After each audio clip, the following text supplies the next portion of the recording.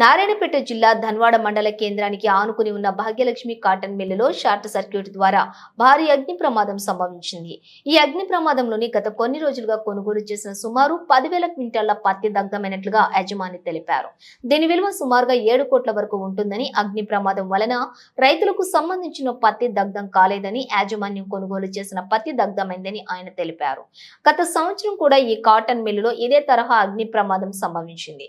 అగ్ని ప్రమాదం సమాచారం అందిన వెంటనే నారాయణపేట ఫైర్ సిబ్బంది సంఘటన స్థలానికి చేరుకుని మంటలను అదుపులోకి తీసుకుని రావడానికి ప్రయత్నిస్తున్నారు.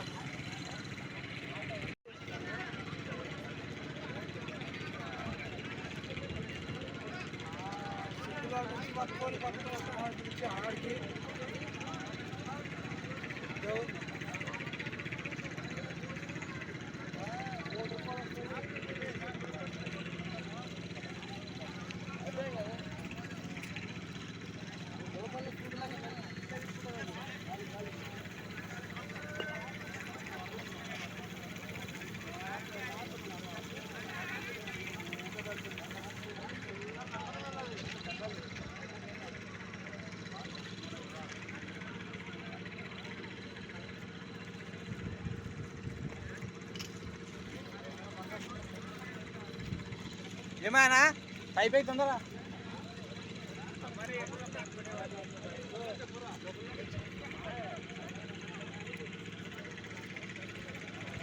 దబా